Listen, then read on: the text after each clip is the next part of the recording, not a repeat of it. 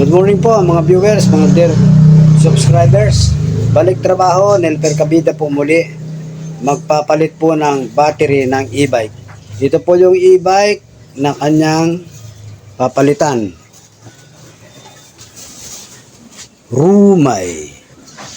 Rumay po.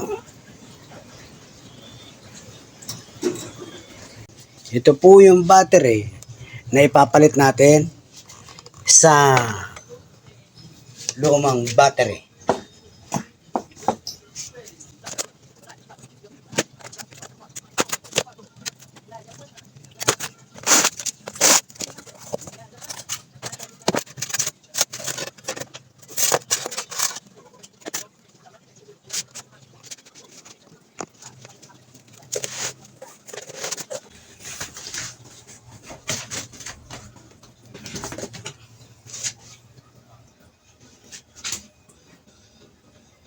Ito po yung Channing na battery. Meron po siyang 12 volts, 15 ampere. Ayan po.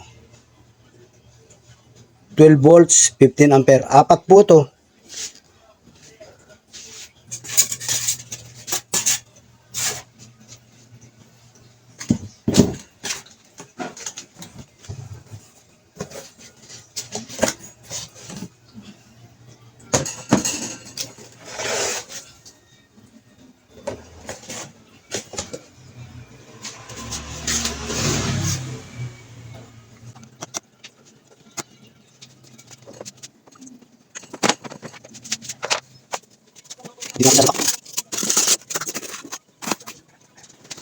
Konting linis. Linisan natin. Ito, kasi ito mga alikabok. Marumi talaga.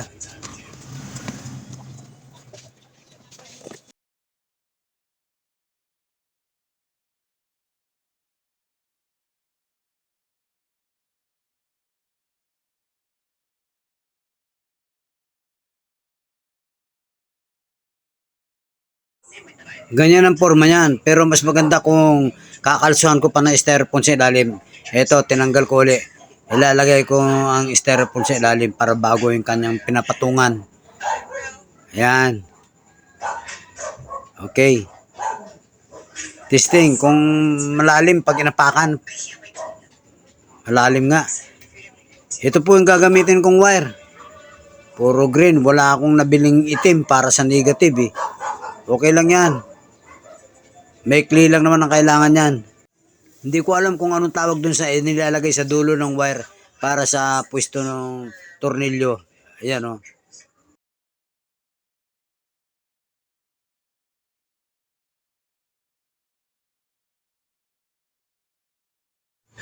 Series connection po ang gagawin ko sa connection nito. Itong battery ito. Isi-series ko po yung apat na yan.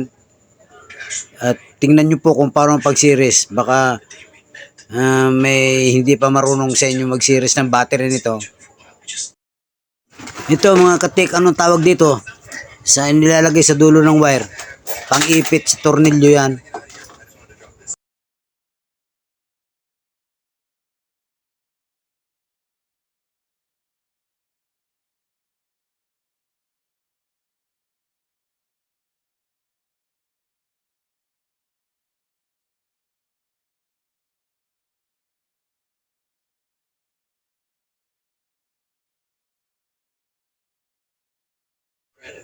Ganito po ang gagawin nating pagsisiris. Ganito. Yung iba, yung naunang tinanggal dito, hindi nakatornilyong ganito eh. Nakahinang siya ng nakahinang siya ng soldering iron.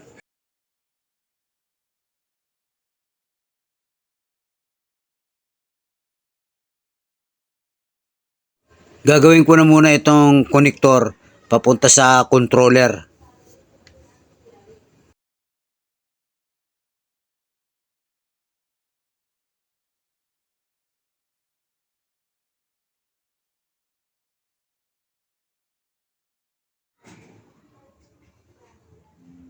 Ito yung negative, kulay itim.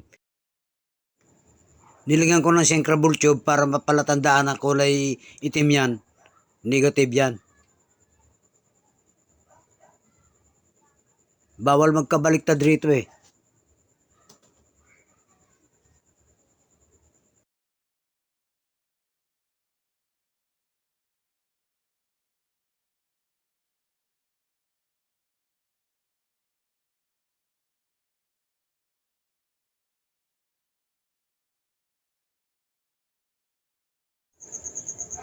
Ito na yung negative, ikakabit ko na. Isusolda ko na yung negative.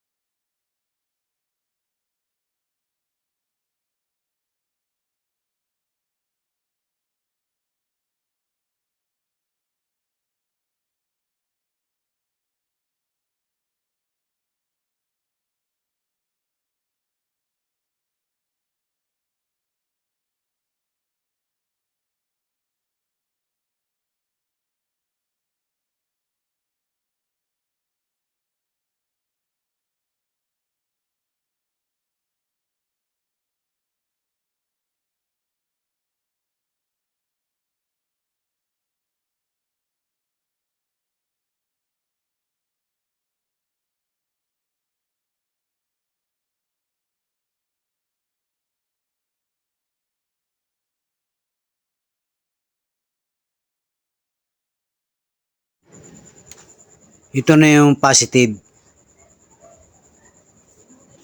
Ikakabit ko na rin.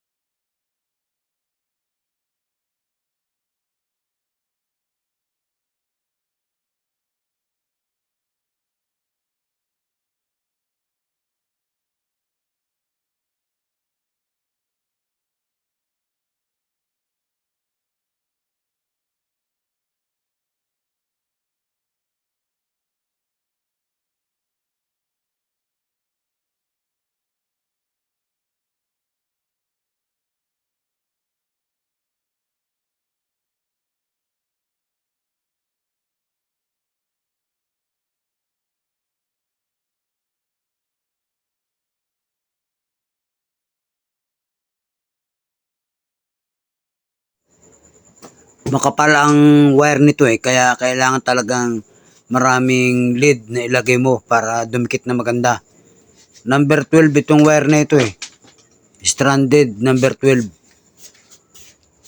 Matigas nga siya eh.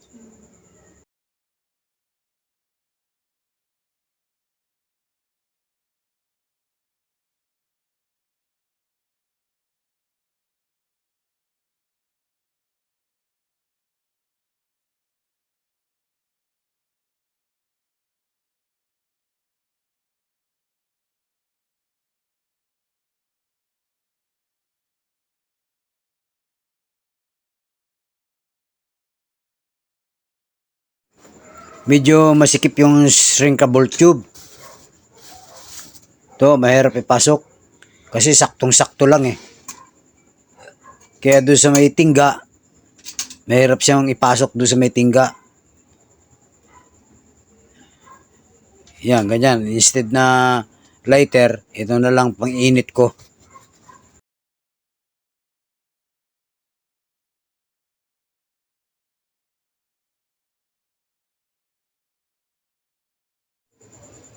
Oh, okay na. Ayos na. Yan ang pang-connect natin sa negative positive papunta sa portal ng controller. Okay, balik na tayo dito. Tuloy na natin yung pag-series natin.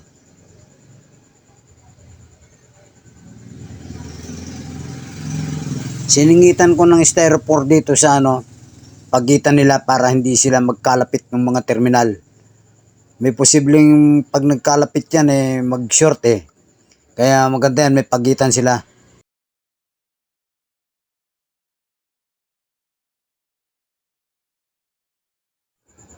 Makapal na ito.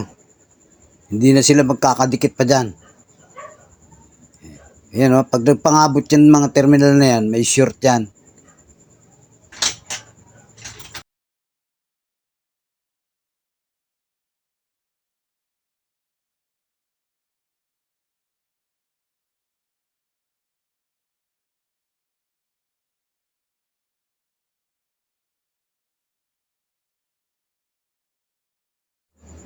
Itong ikinakabit kong ito, negative ito.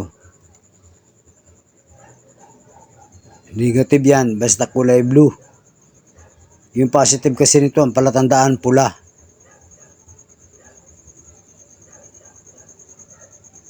Tapos ikukunik natin dito yan sa sumunod na battery.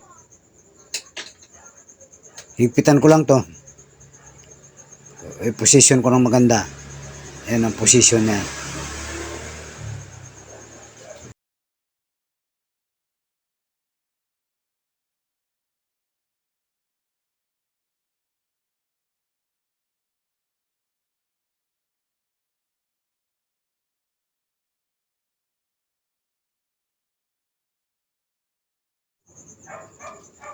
Tapos ikukunik ko naman yan sa positive. Positive naman to. Ganyan lang po, madali lang po mag-series. Pero hindi po ako nagtuturo rito, hindi po ito tutorial. Nagtatrabaho lang po ako at gusto kong makita nyo na nagtatrabaho lang ako.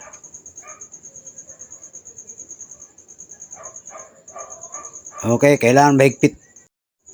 Sunod ito, tsaka ito. Yan. Sobrang lakas niya, ibibigay.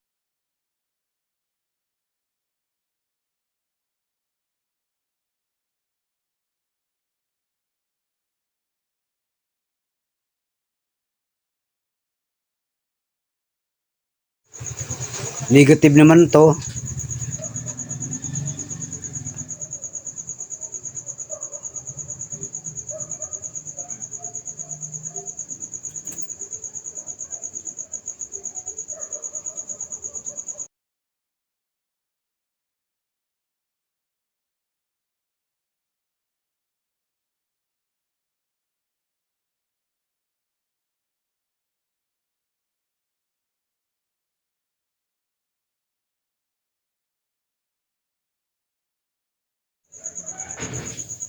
At itong dulong ito, papunta naman ng positive.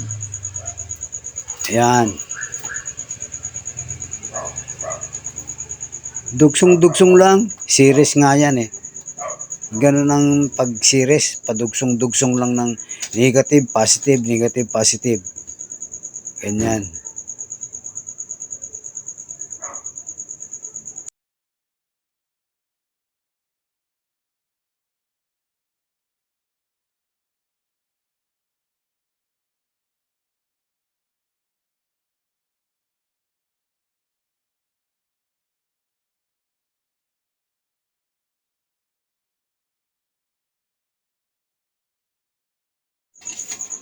Double check ko lang, baka may maluwag eh.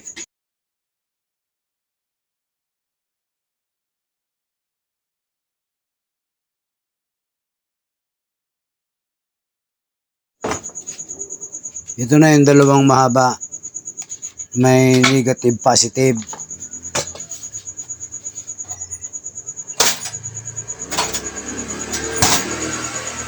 Yan yung negative. Ito yung negative. Meron pala tandaan tayo doon. Diyan ko ilalagay yan. Dito. Ayan. Hindi ko pwedeng mailagay sa kabila yan. Baka doon mo mailagay sa positive yan. Sala po yun. Bawal na dito magbaliktad.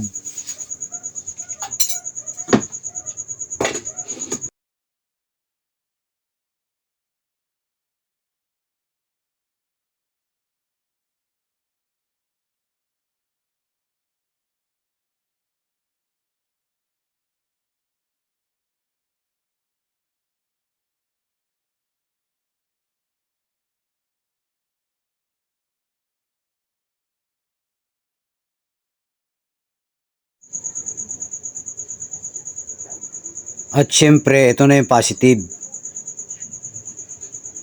Ayan. Pagkatapos nito, pwede na nating checkin kung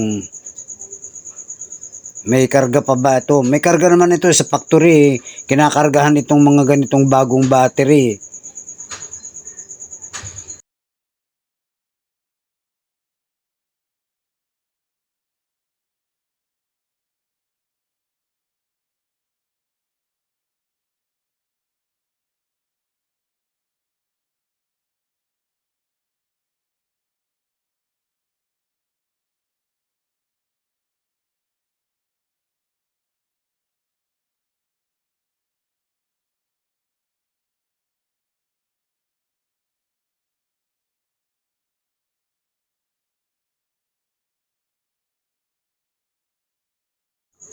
Okay na to. Malayo yan dyan, oh. Hindi na yan magkakapangabot. Ito po yung kanyang konektor. Ayan, oh. Para dito yan. Diyan yan isasaksak. Ayan. Pupisto lang natin itong wire ng magandang posisyon. Kailangan nakatago yung wire na yan, eh.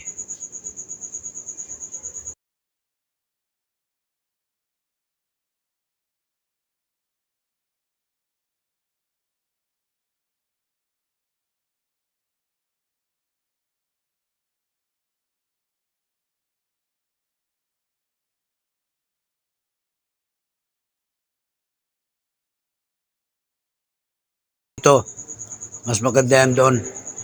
Doon ko ilalagay.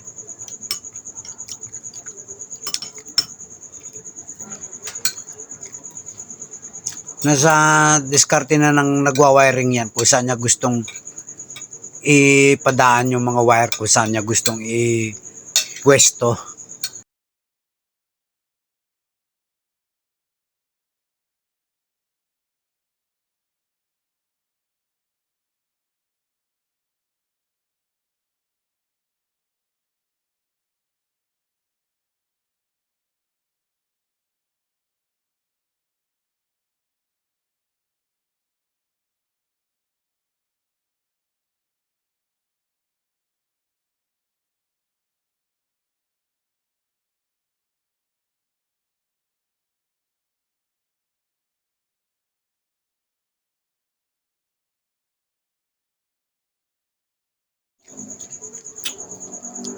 I-connect na natin.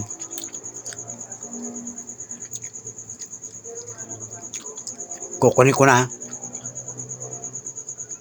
Medyo mahigpit. Fix talaga yan.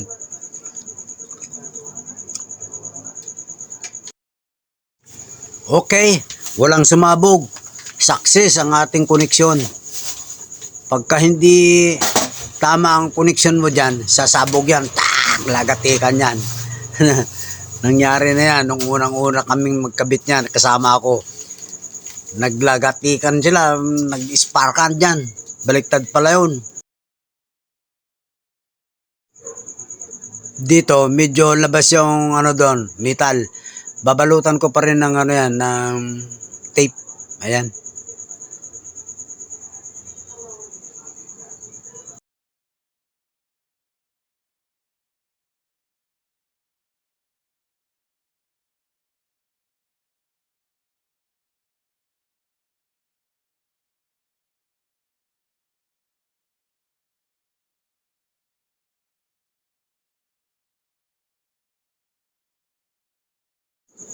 Para hindi siya nakakalat yung wire, hindi siya pa lawit-lawit dyan, pasok mo dito.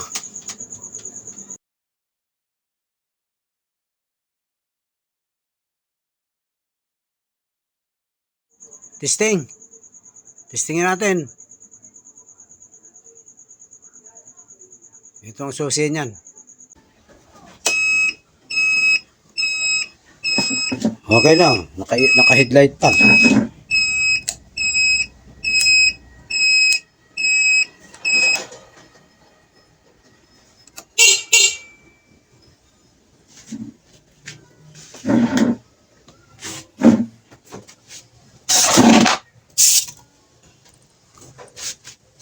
Tingnan natin. Okay ah. Ayan oh.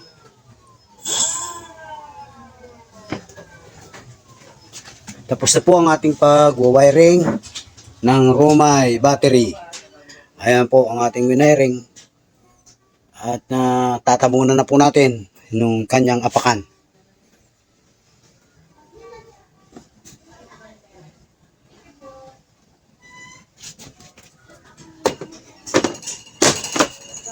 Maraming salamat po sa inyong panonood. Natapos nyo hanggang dulo ang video ito. Sana po wag po kayo makalimot na mag-subscribe, like, at share na rin po. At mas maganda po kung makakapag-comment kayo para nababasa ko kung ano yung aking pagtatrabaho. Okay ba o mabagal o anong tawag doon? May mga mali ba? Okay po, salamat po.